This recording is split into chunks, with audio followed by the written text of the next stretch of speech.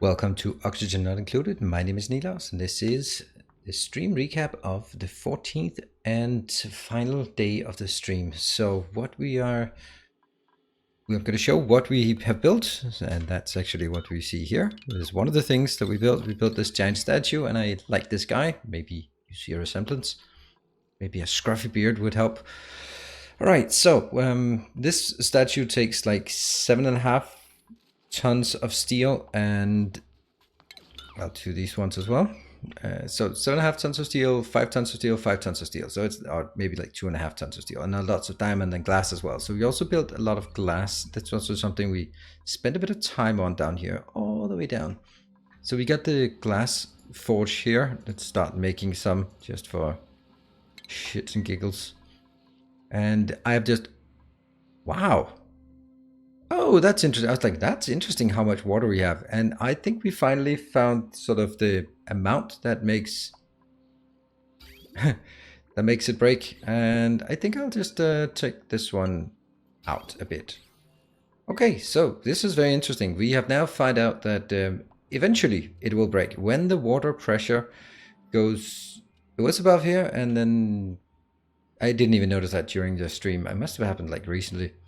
So we got enough water down here that it actually floated all the way down here. Otherwise, we did have something.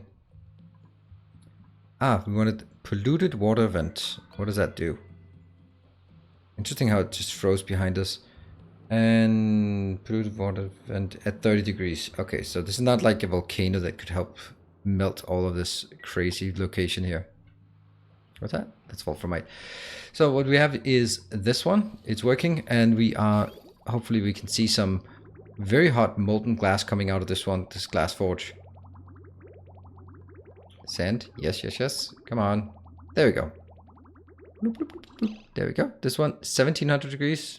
Yeah, about that. So the way we solve that problem is just dripping it down here into a massive reservoir of cold water, meaning it does nothing. This has actually been heating up, but I think this has been heated up because this water was hot, not because of the glass. Because the glass down here is now 11 degrees.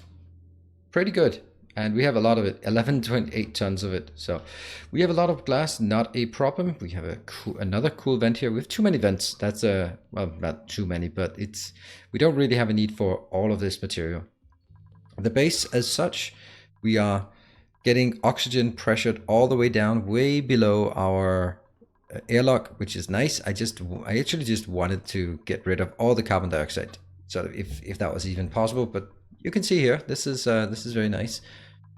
And we do have some issues up here. This is because this is where it is produced. So getting rid of it here, it just doesn't dissipate fast enough. And I do have like a single pump that's pumping out here, but not really enough. This one has to be closed off, so that's good. This one will almost certainly be closed off because it is like a deep reservoir here. I can open the doors if I wanted to. But here there's also like a bit of a lack of flow between it. But I guess over time it will saturate or settle. I think there's a vent here, maybe an oxygen vent. Yeah, there's an oxygen vent here. That's why we are spreading something out here as well. So oxygen, not a problem. Heating, not a problem at all. There's a tiny bit of heat here, but that's not really very much. And that's something we don't talk about. That's from previous. We have opened up an area here that is kind of hot, but it's also easy to solve. So let's go above the line. That's up here. What we've done up here, we have a new type of rocket. We sent out a number of space exploration mission and did some space research. So we came back here.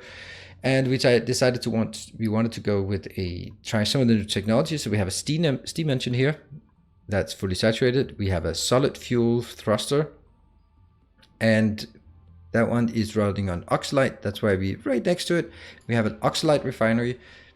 The oxalite refinery is the sweeper here can hit this refinery, the storage, and the thruster. So basically, once this one. Basically, this is fully automated, right? The thing that happens is that there's here, so the smart one here says, if it is 2000, it sends a green signal that turns into a red signal that stops this machine from working. If we need to fill up this rocket and it drops below 2000, well then, we we automatically start producing more. And the reason why I put it into water is because then it does not evaporate. The oxalate has a tendency, obviously, to evaporate. So that gives us some extra boost. That means we can actually, well, we can't, because one of the things that was surprising to me is that these cargo sections are extremely heavy, which means that we can't really reach very far to these locations. So we have gone on a mission here. We got a tiny bit of niobium back. This one, no niobium, but we can get isoresin, whatever that is. So, this now it says cargo bay installation required to retrieve materials. Lovely. And we don't know about the installed modules here, and I don't know about artifacts, so it's all good. But it's a carbon asteroid. That might be where we want to send it off. And the rocket is ready to send it off. So let's look at this beautiful section, because as soon as we do something, the whole thing will break. This is kind of little detail here. These are interesting as well. We have some, if we look at the overlay, it's probably pretty crazy around here. Yeah, it is. But some things we found in space: a small obelisk, regular stone piece. It should be black, then it would make more sense. A VHS tape, and a robotic arm. Is that functional? Just cool. And a unique green stone formed from the impact of meteorite. So they're all really good, and they give a lot of 45, 65, 45, and 45. And decor around them. So that's pretty nice. I mean, I don't really have to focus on decor. Maybe I should, but I don't, and it's a bit late now. So here we have our production. I think we are going to send someone in. Let's send some hapless dupe there. And let's see, is it ready? Yeah, no astronaut required or assigned. We have assigned. Poor Timbo, he'll go to space yet again. And then we'll launch the rocket, and you can see how much damage it does. So there's definitely something that has to be figured out.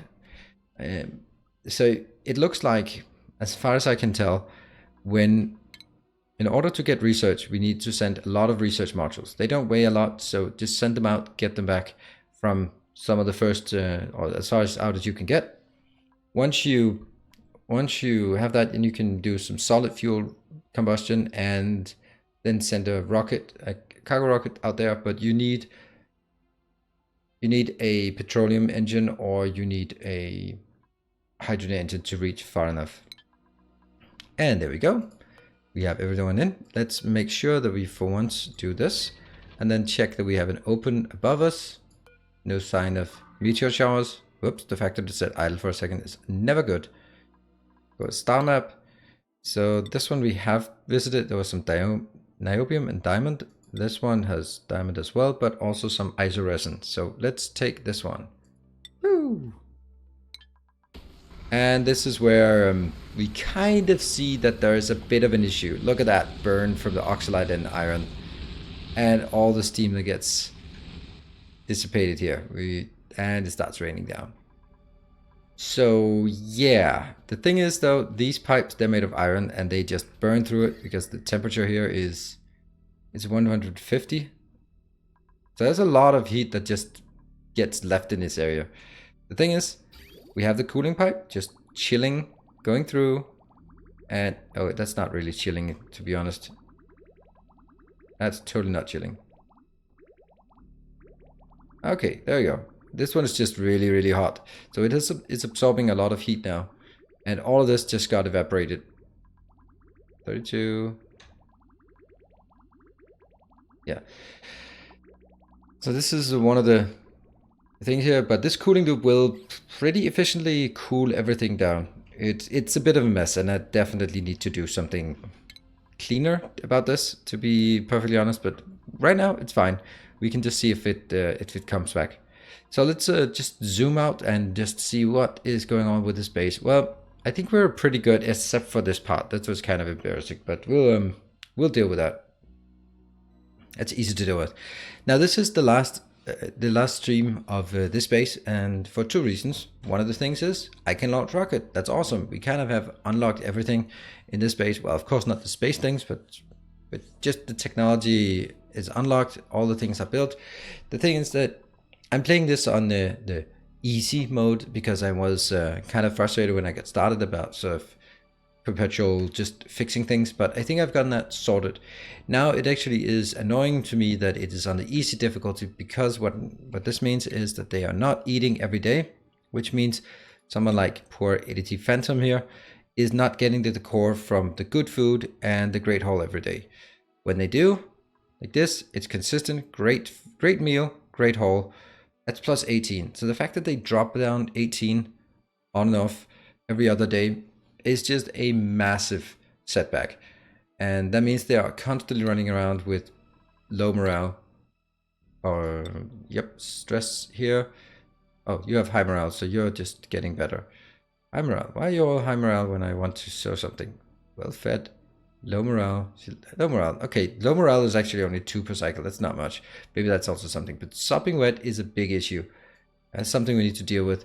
And the sopping wet is almost exclusively... Well, it is exclusively from... No, it can be from this one. And it can be from this one. That's where they go through. And that's something we have to fix, to be perfectly honest. And in a future base. If you want to build a better one, one of the key things here is that we look at resources. We have plastic. We have 24.8 tons, and I've used plastic for just about whatever I want to. Like all of these ladders are plastic, not those because they would melt. And just we've done on the plastic. It all comes from this tiny little area. Just setting out up early and letting it run all the time. It's just causing a bit of stress because of sopping wet. I know, I'm sorry, but there's a better design, and if you want to see it, you can check out my YouTube channel. There's a better design for this. This one's also an okay design. This one's okay design. I think we have 3 of those, right? Yeah, we do have 3. This one is a desalinator setup, but this one is just a normal water setup. They do pretty much the same. I like this setup more. The fact that I keep it open, larger oxygen reservoir, and they've been working for 500 cycles without a problem. Power wise, it is a huge mess, my power, to be perfectly honest, but I think honestly that it's been working better than ever. I made a decision early on to say this column was power, and because of that it's been kind of constrained. I do need way more of the outlets, and then instead of having them sort of snake around like this, then basically like there will be 1 on each level, and then maybe some exceptions if one level is taking too much. That's again one of those things where it's too late to fix it, but it's something that should be fixed. Let's have a look at the star map, how far we are, 30%. Yeah, let's just through the magic of YouTube, just wait until it comes back, and then we'll see it come back and just enjoy the return cargo just as part of wrapping up this series. And here we are back. We should have a rocket coming, returning in just a second, so that will just cause a huge mess when it returns, because yeah, it's going to be very, very hot coming in here. Luckily we had just completed a meteor shower, so it should be pretty clear for it to come in. One of the things that I haven't done that I should do is making separate space scanners, one for opening the doors for the rocket, one for opening the doors for the scanning and the telescope. Just keep those separate. But I mean, this is a simple setup, so it works bright and cheerful. And there we go. Now let's see how much heat is dissipated everywhere. Okay, yep, and everything is just burning. Lovely. Let's get our little dupe out. Swish. And let's look at temperature. Here we go. Lots of heat damage down here. Lots of things that don't like the heat, but that's okay. That's okay. That's kind of the intention. Now, the one that we wanted to see was the cargo bay. Just take a look at how much we actually got out. So we got this. We got iso resin. We got diamond. We got coal. We got refined carbon, and we got niobium. How much niobium? 77 kilos, and iso resin. Iso resin is a new thing that we haven't seen before. What is that? Oh, it turns into naphtha. Isoresin is crystallized sap composed of long-chain polymers. It is used in production of rare, high-grade materials. Okay, well, great. Hardness 10, soft. Okay, so it's a soft thing. Is it this is probably used for the super coolant or something. But you know, there's definitely something to be said about having a more durable setup in terms of not leaking all this or controlling the heat from the rocket. That's also something we can do next time we're playing, because don't worry, even though we are ending this series, it's not going to be my last Oxygen Not Included series. We're going to play on a higher difficulty, on a new map, and learn all the, or apply all the things that we've learned from this this season here. So that's going to be awesome. Take a look at that. But first, we are going to have a switching over to Satisfactory in the slot that Oxygen Not Included had been occupying. So do check out that, starting on Friday at 9 p.m. Central European Summer Time. And I hope you will be joining for that Satisfactory series. Thank you very much for watching and supporting during the Oxygen Not Included series. I hope that you will follow the next series. And until next time, as always, stay effective.